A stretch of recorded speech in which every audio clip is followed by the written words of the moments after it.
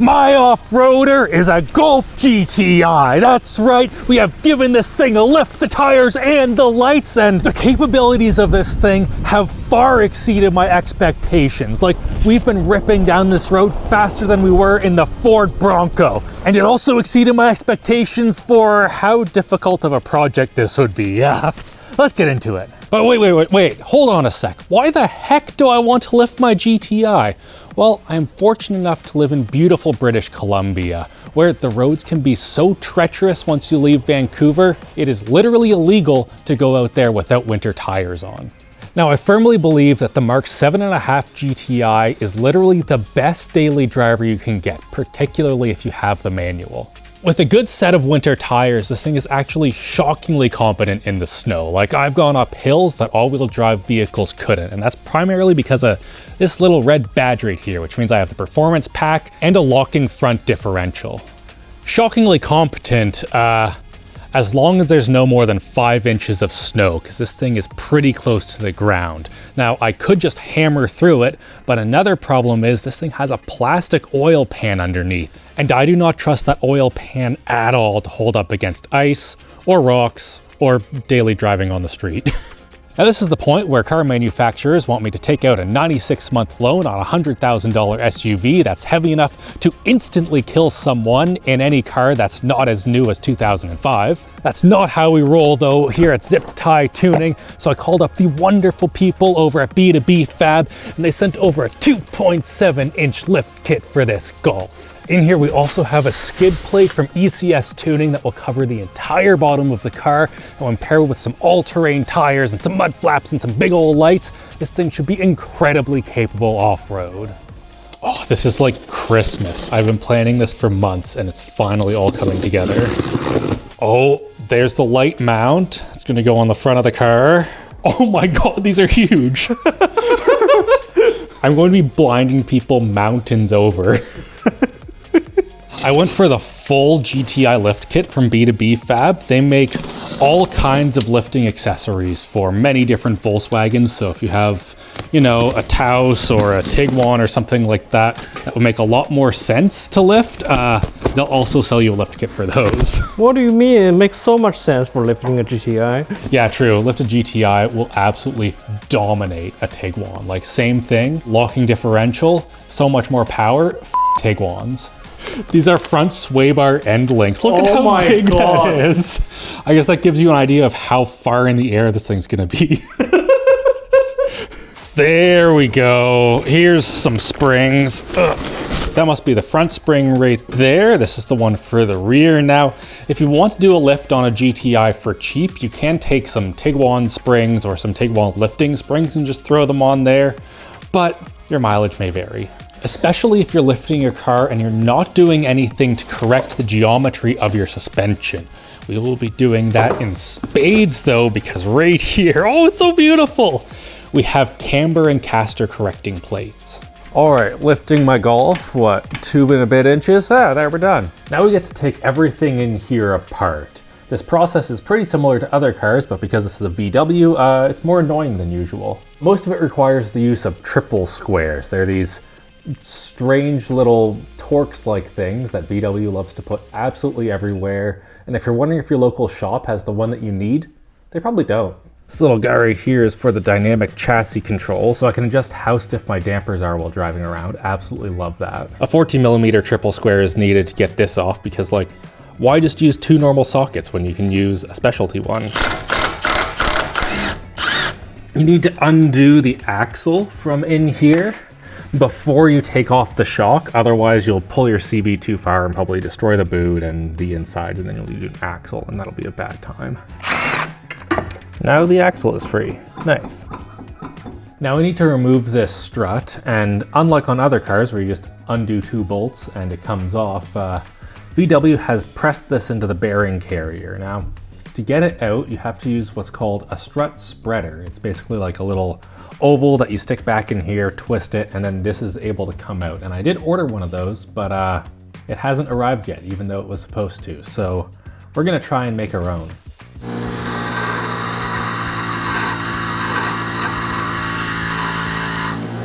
And just like that, I have a strut spreader. Oh, there we go. There we go. Now you can just move this little piece of cabeling out of the way, and 3 13 millimeters, and the whole thing should come apart.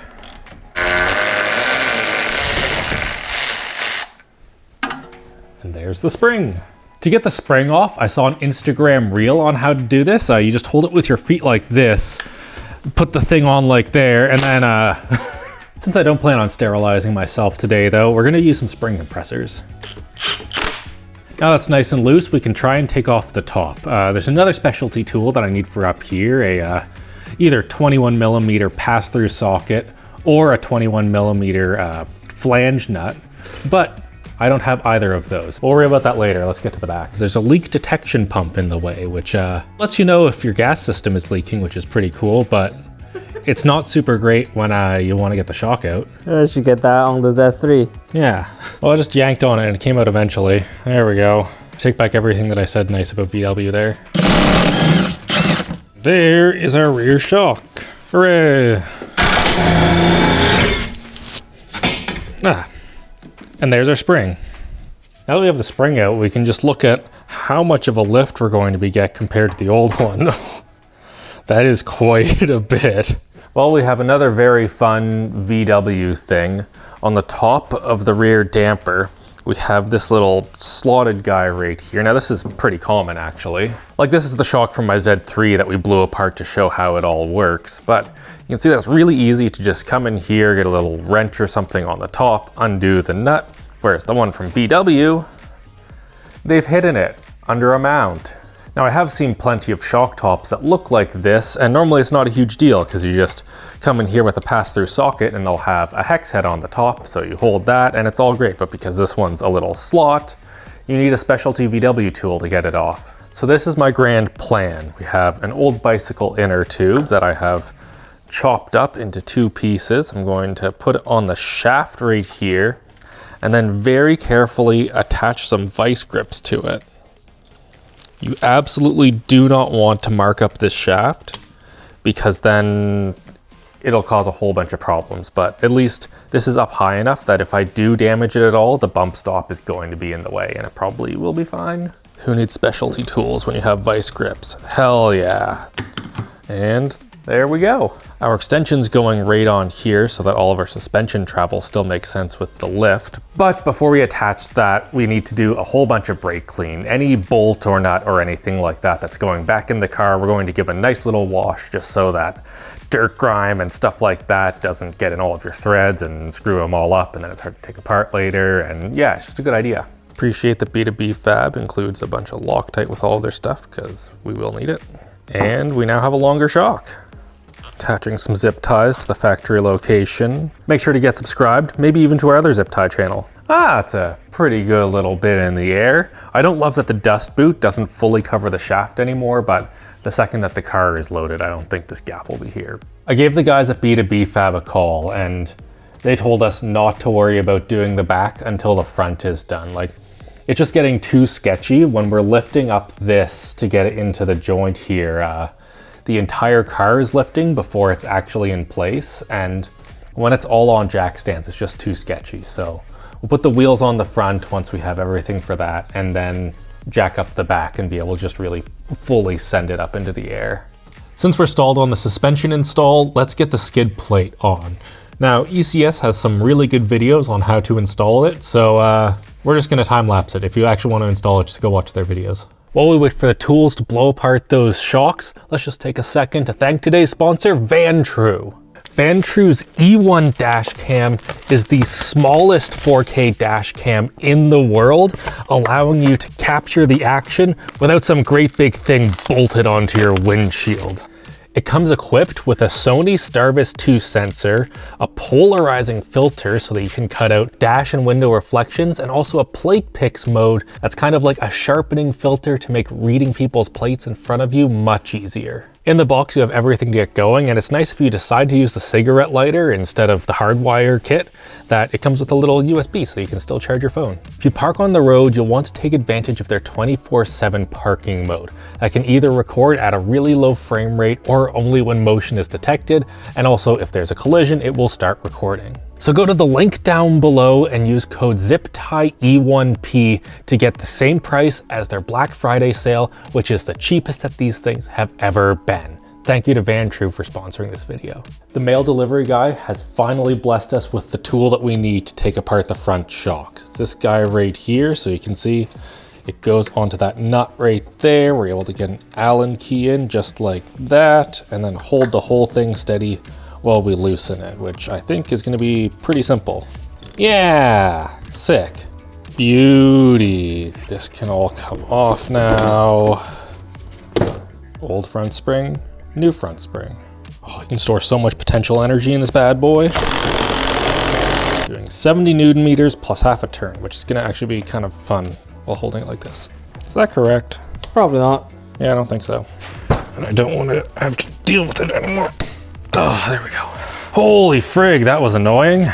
Buy coilovers, kids. This is definitely a 2-person job, maybe a 3-person job if you're lucky and have a bunch of friends.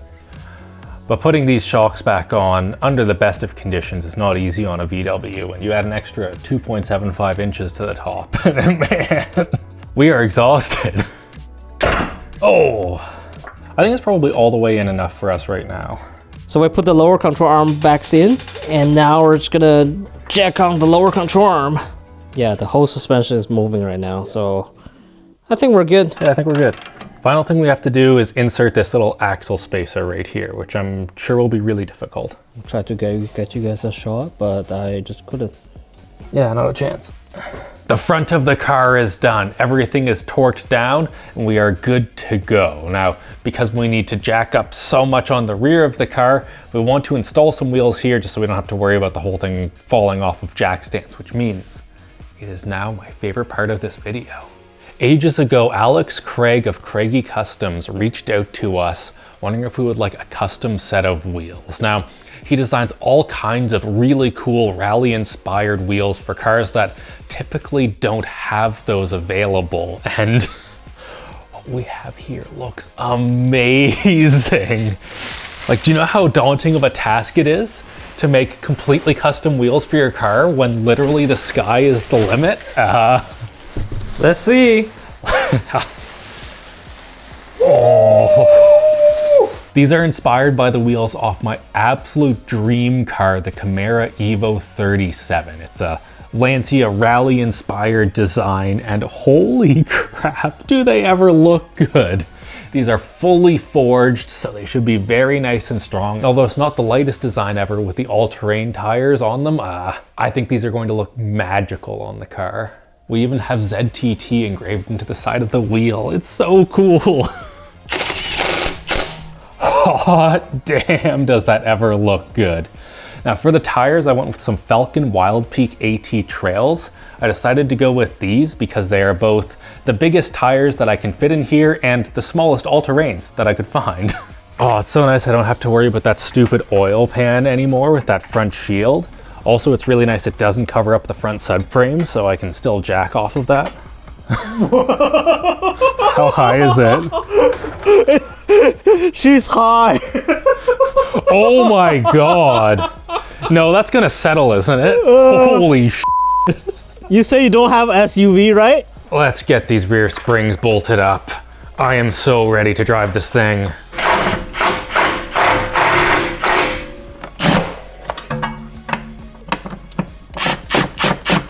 And now we finish off the rear of the car. These tires are as big as they could get and not rub, according to the internet. And it's ever so slightly rubbing. And the thing it's rubbing on is the fuel filler. Yeah, you definitely want that to be rubbed off. Yeah, you don't want that to rub. Well, we're gonna miss our date at the alignment shop, very sadly, but CTS is coming through in the clutch and they will have us some spacers first thing tomorrow morning. So we're gonna finish this thing up and then put those spacers on tomorrow and she will be sick. With those all-terrain tires, I'm gonna be kicking up loads of rocks, so to protect my paint and the windshield of people behind me, I have got some Rally Armor mud flaps. Mud flaps are on. That was an incredibly easy install, and I think they look great. Huge shout out again to CTS Turbo. They got us some 17mm spacers, incredibly fast. Got them on the back here. Fitment looks sick, but after a drive around the block, we're having some issues. So there's this really fun thing that happens when you combine a whole bunch of aftermarket parts with other aftermarket parts. Sometimes they fight with each other. In this case, the ECS Street Shield is rubbing against the tires a fair bit because ECS probably never expected someone to be running 235 55s on this. There we go. Apologies, ECS. Yay! Now it is time for some lights on the front of my car. No going back. We're so far past the point of no return, Andy. This doesn't even register. Oh, Andy, you can't stand there. With this much VHB, second this goes on, she's never coming off. You need to make sure it's nice and level. Oh, it's crooked. No, I'm joking. Maybe it should become one of those cut plate dickheads, Andy. And this is where we jump the shark. That complete the look. Oh yeah, 100% needed this. That is knucking futs. All right, hitting it. Oh, that's bright. Yeah, that's bright. Oh, I get little amber running lights. I see. So these would either be amber or white, but you don't get full blown these amber, you just get full blown white. I get it. Okay, that's high beams. That's the rally lights. Frickin' bright. We're really close to being able to drive this, but we have one more job to do. The entire engine needs to go down 10mm, and that's because the driver's side CV is clicking a little bit. But fortunately, B2B Fab has these prototype spacers right here for later model Volkswagens, and this should fix all of our problems. It is currently supported by a jack, so it doesn't fall down when I take these out. Okay, that's good.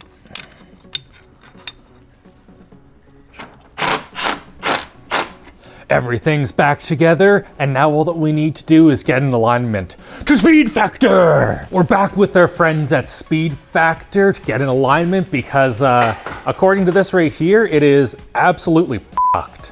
In general, I recommend going to a really good shop for your alignments because it can make all the difference in the handling of your car.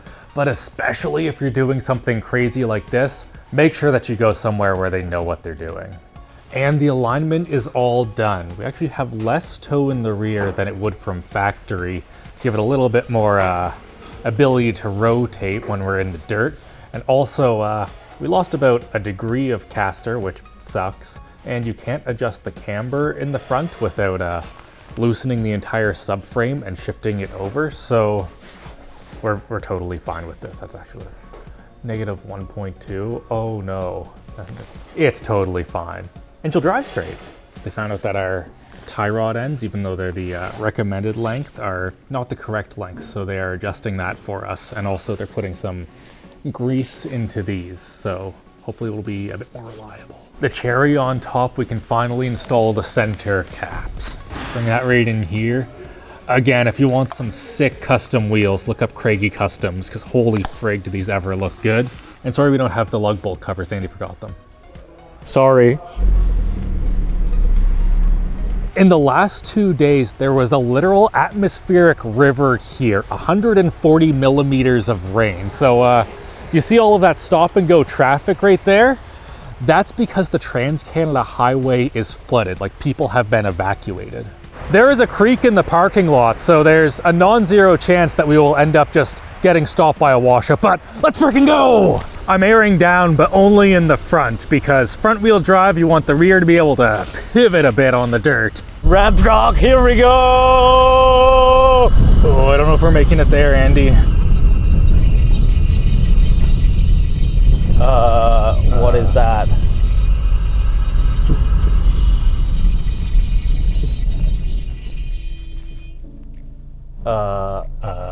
Rock in the sounds like disc? a rock. We'll find out. Itself.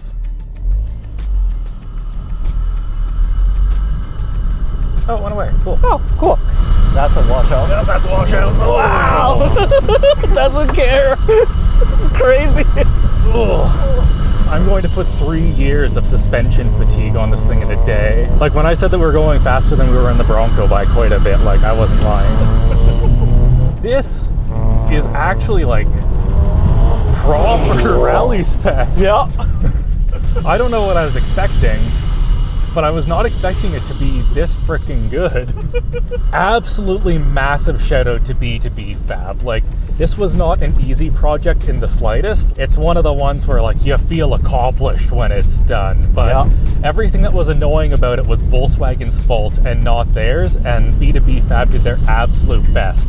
Also, of course, Craigie Customs, the wheels are amazing, ECS, CTS, frickin' so many people came together to make this happen, and I could not be more stoked with the result. Oh, that was flying. Wow. So huge thanks for watching this video. Hit like, get subscribed, maybe support our Patreon if you want to see more crazy builds like this, and of course, have a great old day. Subscribe!